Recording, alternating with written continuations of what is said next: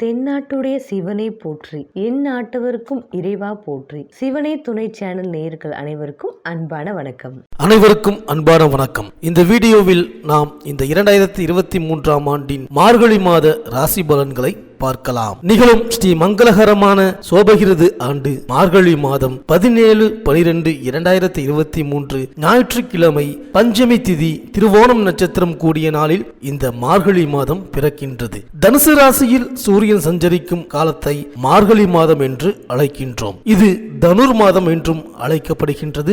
இந்த மாதத்தில் 5 முக்கிய பெயர்ச்சிகள் நடக்க உள்ளது. ஒவ்வொரு மாதமும் ஏகாதசி திதி வந்தாலும் மார்கழி மாதத்தில் வரக்கூடிய ஏகாதசி வைகுண்ட ஏகாதசி என்று அழைக்கப்படுகின்றது. ஆண்டுக்கு ஒருமுறை விஷ்ணு ஆலயங்களில் மார்கழி மாத ஏகாதசியான வைகுண்ட ஏகாதசி அன்று சொர்க்கவாசல் திறக்கப்படும். ஆண்டு முழுவதும் அடைத்து வைத்திருக்கும் அந்த கதவை அன்று மட்டும் திறந்து வைப்பார்கள். அதில் நுழைந்து வழிபட்டால் சகல பாக்கியங்களும் நமக்கு கிடைக்கும் என்பது ஐதீகம். சொர்க்க வாசலில் நுழைந்து வழிபடுவதன் மூலம் சிக்கல்களும் சிரமங்களும் தீர்ந்து சிறப்பான வாழ்க்கை அமையும். ரொக்கமும் சேரும், சொர்க்கமும் கிடைக்கும். மார்கழி 7ஆம் தேதி, அதாவது 23/12/2023 சனிக்கிழமை அன்று இந்த வைகுண்ட ஏகாதசி வருகின்றது. மேலும் மார்கழி மாதத்தில் வீட்டு வாசலில் மங்கையர்கள் சூரிய உதயத்திற்கு முன்பாக மா கோலமிட்டு மகிழ்வார்கள்.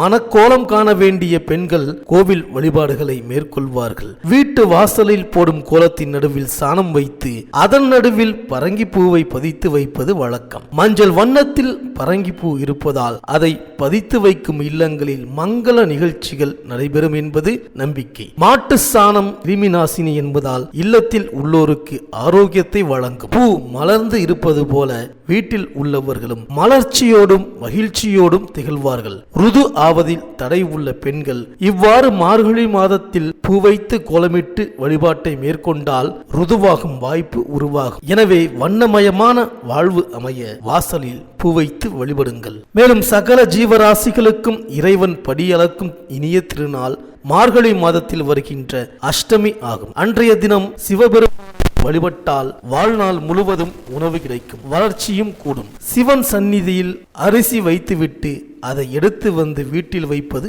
நல்லது. அன்றைய தினம் எறும்புக்கு அரிசி, யானைக்கு கரும்பு, பசுவிற்கு கீரை கொடுப்பது நல்லது. அதேபோல் அன்னதானம் செய்தால் புண்ணியமும் வந்து சேரும், பொருளாதார வசதியும் அதிகரிக்கும். படியளக்கும் திருநாளில் வழிபாட்டை மேற்கொண்டால் படிப்படியாக வாழ்வில் முன்னேற்றம் ஏற்படும். இந்த இனிய நாள் மார்கழி மாதம் 19ஆம் தேதி, அதாவது 4/1/2024 வியாழக்கிழமை அன்று வருகின்றது. மேலும் இந்த மாதத்தில் கிரகங்களின் பெயர்ச்சியை பார்த்தால் மார்கழி 4ஆம் தேதி மேஷ ராசியில் குரு பகவான் வக்ர நிவர்த்தியாகின்றார். அதே மார்கழி 4ஆம் தேதி சனி பகவான் மகர ராசியில் இருந்து கும்ப ராசிக்கு பெயர்ச்சியாகின்றார். அன்றைய தினம் திருநள்ளாறில் சனி பெயர்ச்சி விழா கொண்டாடப்படுகின்றது. மார்கழி 9ஆம் தேதி சுக்கிரன் விருச்சக ராசிக்கு பெயர்ச்சியாகின்றார்.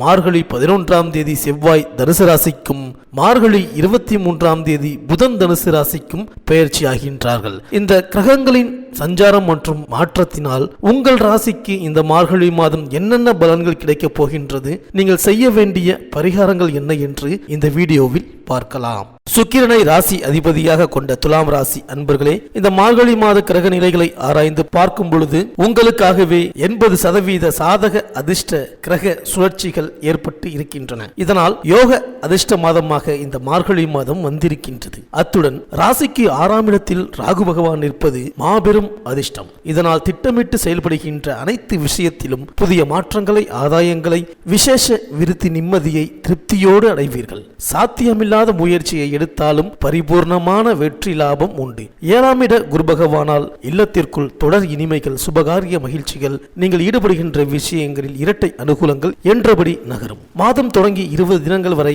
உங்களை யாராலும் கைகளால் பிடிக்க முடியாது. அதே நேரம் உங்களது ராசிக்கு 12ஆம் இடத்தில் கேது பகவான் இருப்பது சில நேரம் கெடுபிடிகளை உண்டாக்கினாலும் நன்மையில் தான் முடியும். குடும்ப தேவை, அத்தியாவசிய விஷயங்களில் உயர்வுக்கான நடவடிக்கைகளில் காரிய பலிதம் ஏற்படும். ஆரோக்கிய சச்சரவு, மருத்துவ விரயம் ஏற்படாது. இயலாது வாரிசுகளுக்காக, அவர்களின் எதிர்கால உயர்வு குறித்த உத்தியோகத்துக்காக, திருமண சுபகாரிய விசேஷ முடிவுகளுக்காக நீங்கள் செய்ய வேண்டிய கடமைகளை பூர்த்தி செய்ய போகின்றீர்கள். தொழில் நிர்வாக வியாபார விஷயங்களை சீரமைத்து லாபங்களையும் அடைவீர்கள். இந்த மாத ஞாயிறு, செவ்வாய் மற்றும் வெள்ளிக்கிழமைகளில் எதிர்பாராத பண வரவும், இல்லத்திற்கான உயர்தர உடைமைகள் சேரப்போவதும், இலக்குகள் வெற்றியாக போவதும் நடக்கும். மேலும் உங்கள் ராசிநாதன் சுக்கிரன் உங்கள் ராசியிலேயே சஞ்சரிக்கின்றார். அவரை மேஷத்தில் உள்ள குரு பகவான் பார்க்கின்றார். இந்த குரு சுக்கிரன் பார்வையின் விளைவாக திட்டமிடாத சில காரியங்கள் வெற்றியை தரும். விலகி சென்ற உறவினர்கள் மீண்டும் வந்து இணைவார்கள். தொழில் வளர்ச்சியும் லாபமும் கூடுதலாக கிடைக்கும். அர்த்தாஷ்டம சனியும் இம்மாதம் விலகப் போவதால் அனைத்து வழிகளிலும் நன்மை உண்டு. யோகம் தரும் சிறப்பு தலங்களை தேர்ந்தெடுத்து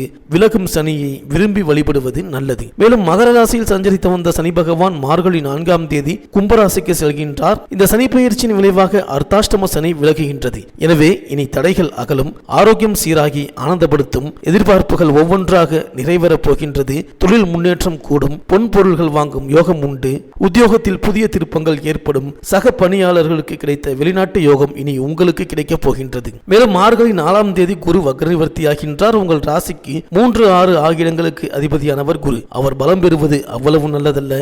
எதிர்ப்பு, வியாதி, கடன் ஆகியவற்றை குறிக்கும் இடத்திற்கு அதிபதியான குரு வக்ர நிவர்த்தியாவதால் மறைமுக எதிர்ப்புகள் அதிகரிக்கும். எதையும் நினைத்த மாத்திரத்தில் செய்ய இயலாது. ஒரு கடனை அடைக்க மற்றொரு கடனை வாங்கும் சூழ்நிலை உண்டு. உத்தியோகத்தில் உங்கள் திறமைக்குரிய அங்கீகாரம் கிடைக்காது. தனித்து இயங்க முடியாத சூழ்நிலை உருவாகலாம். இது போன்ற நேரங்களில் வியாழந்தோறும் விரதமிருந்து குரு பகவானை வழிபடுவது நல்லது. மேலும் மார்கழி 9ஆம் தேதி விருச்சிக ராசிக்கு சுக்கிரன் செல்கின்றார். உங்கள் ராசிக்கு அதிபதியான சுக்கிரன் தனஸ்தானத்தில் சஞ்சரிக்கும் பொழுது பொருளாதார நிலை உயரும். தொழில் வளர்ச்சி அதிகரிக்கும். குடும்ப ஒற்றுமை பலப்படும். தங்கம், வெள்ளி, ஆடை ஆபரணங்கள் வாங்கும் யோகம் உண்டு. பெண் பிள்ளைகளின் சுப சடங்குகள் நடைபெறலாம். உத்தியோகத்தில் மேல் அதிகாரிகளின் மனதில் இடம்பெறுவீர்கள். மேலும் மார்கழி 11ஆம் தேதி செவ்வாய் தனுசு ராசிக்கு பயிற்சி ஆகின்றார். உங்கள் ராசிக்கு 2ஆம் இடத்திற்கு அதிபதியான செவ்வாய் சகாயஸ்தானத்தில் சஞ்சரிக்கும் பொழுது இடம், பூமி வாங்கும் யோகம் உண்டு. பத்திர பதிவில் இருந்த தடைகள் அகலும். குடும்பத்தில் இருந்த பிரச்சனைகள் படிப்படியாக விலகும். சகோதர வர்க்கத்தினரின் ஒத்துழைப்போடு சுபகாரியங்கள் நடைபெறும். உத்தியோகத்தில் சுதந்திரமாக செயல்படுவீர்கள். அதிகார பதவியில் உள்ளவர்களின் ஆதரவு கிடைக்கும். மேலும் மார்கழி 23ஆம் தேதி தனுசு ராசிக்கு புதன் வருகிறார். உங்கள் ராசிக்கு 9, 12 ஆகிய இடங்களுக்கு அதிபதியானவர் புதன். அவர் சூரியனோடு இணைந்து 2ஆம் இடத்தில் சஞ்சரிக்கும் பொழுது முன்னேற்ற பாதையில் அடியெடுத்து வைப்பீர்கள்.